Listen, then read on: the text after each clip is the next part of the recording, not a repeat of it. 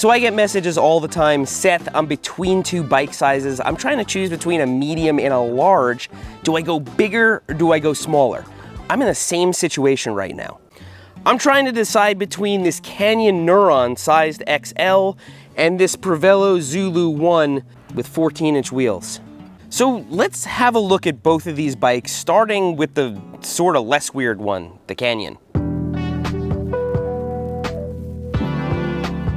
So if you haven't noticed already, I'm 5'4", but when I'm standing behind an XL mountain bike, it's truly apparent. I mean, you can see the saddle is up to my chest. If I got on this bike, I wouldn't have any prayer of reaching the pedals. Definitely gonna have to drop the dropper post and maybe even move the entire seat post down. Now, first of all, this is a great mountain bike, and better yet, it's below $2,000. If you're looking for an entry-level trail bike, this has Rockshox, it's got a dropper post, it's got a 12-speed drivetrain, it's got great, reliable hydraulic disc brakes. The features that this bike comes with for the price are truly amazing, but no matter how well equipped this bike is, I belong on a size small, not an XL. Yeah. Let's take a look at the Prevelo.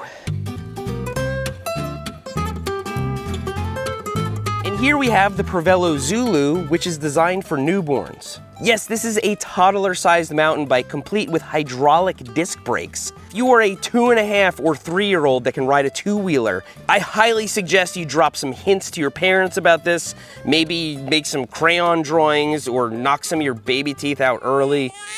So a bike this size is not gonna have gears, and I suspect that getting it up to a good speed is gonna be pretty difficult. And yes, I am very small, but even this bike is way too small for me. So this presents the opposite problem as the XL. With the XL, the bike is in your way. With this, the bike is like not there. I don't anticipate this being very effective for me to ride with.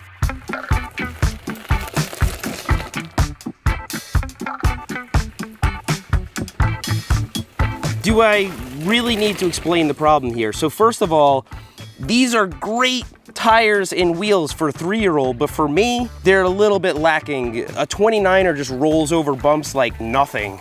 With this, you feel every last piece of gravel, and so I think I'm gonna air them down a little bit, as much as we can get away with. If those cranks are too long, yeah, these are a little bit too short. I don't even know what these cranks are. To get up any type of speed, you gotta spin like crazy, and you're just cramped. You're in a position where you can't get anything done. And so I already have a solid prediction as to which bike's gonna be more limiting, but I would like some scientific proof of that. And so let's take both these bikes over to the same section of trail and time it. So we've ridden this before. It's a pretty nice sized rock garden. I'm gonna go from the top to the bottom on both bikes consecutively and just see what the disparity in time is. So I suppose we'll try the Neuron first. Shouldn't be that weird an experience. Okay, here goes nothing. Maybe we'll skip this jump. Okay. Okay, this is like way up my butt. Oh.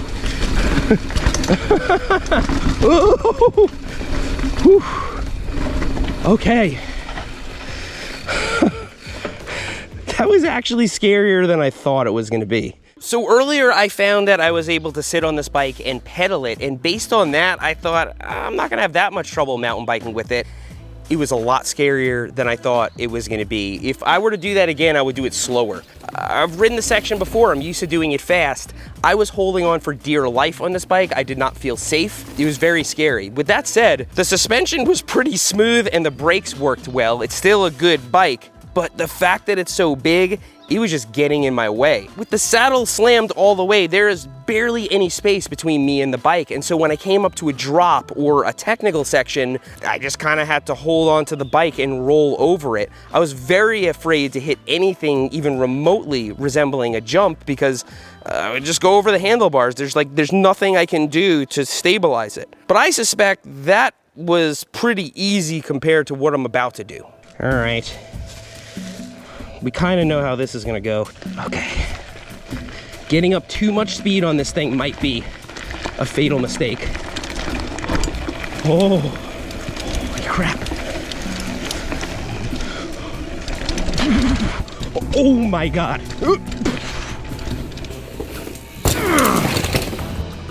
Oh.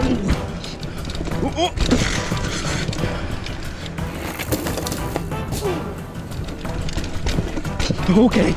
Okay.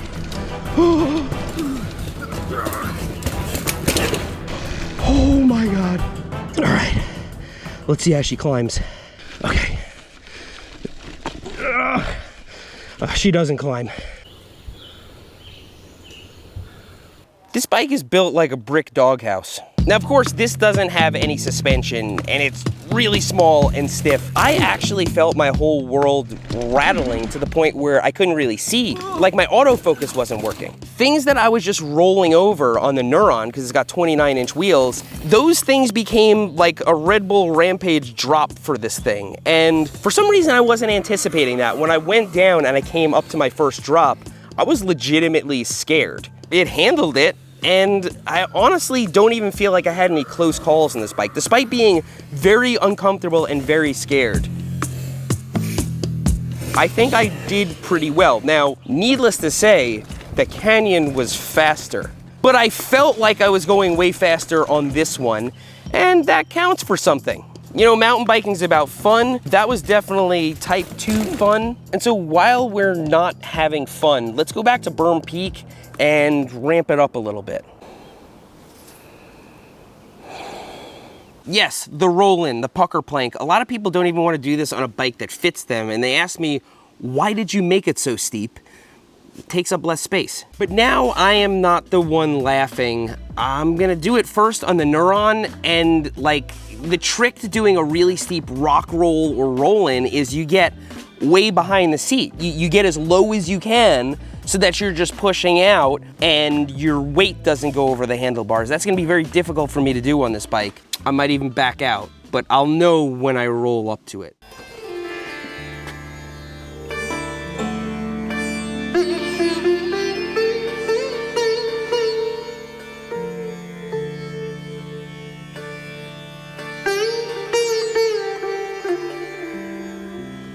Ooh, I'm not like the hesitating type usually. I think I gotta just commit.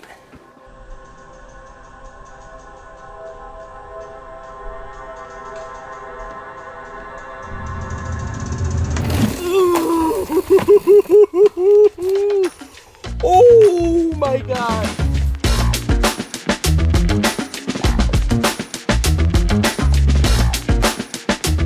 Normally, when I decide I'm gonna do something, I part with the fear right then and there. This time, I just didn't know what was gonna happen. What I guessed would happen, luckily did, is that if I could just get onto that roll-in, when I got to the little kicker at the bottom, it would make me go upright. And it ended up being not that bad, but that was real, like, hand-shaking fear.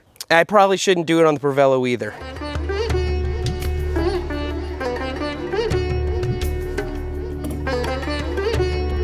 I'm a little bit overwhelmed right now with all the different ways this could go wrong. I feel like once I'm on this thing, I'll know what to do, but I don't think riding it like I'm on a normal bike is gonna be the way to do it. Like, I gotta use skate park logic, right? Just roll up to this confidently with some speed. I feel like that's gonna be my best chance of survival. So let's give it a go.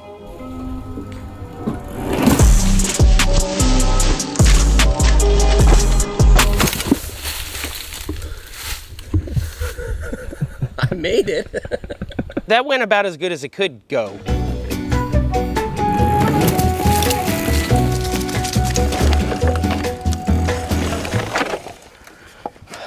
Did I do this? I could have sworn I did this before on the Zulu, but I'm really, really, really scared right now. This is not the hill I want to die on, but there's a beeline over here, and maybe I could do that. I'll try it on the Neuron first.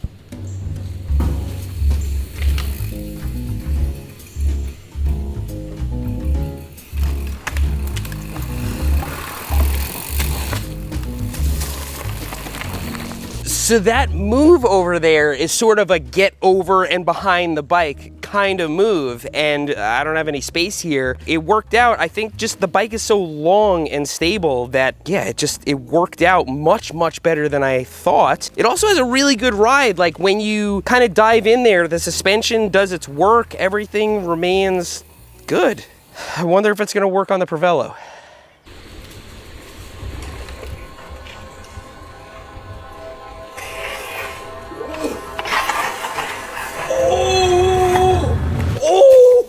Oh, I can do it. I think I can do it.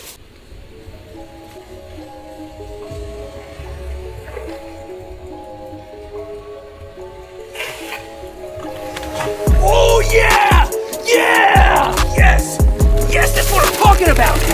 I thought that's where I was gonna get off the train. I try to get my injuries in October, way too early in the year right now.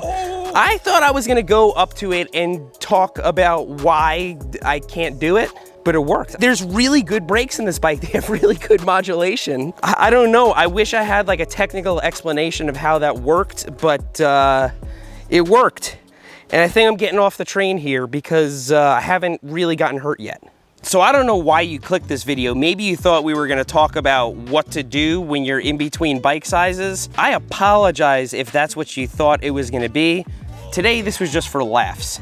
But that was my first time on a Canyon Neuron. Would recommend. This thing is stout. We smacked both rotors, but otherwise it's in pretty good shape. And given what we're working with here, that was a pretty impressive performance. And even though we didn't learn anything today, I hope you learned something today. And if not, I hope you at least found this video entertaining. Thanks for riding with me today, and I'll see you next time.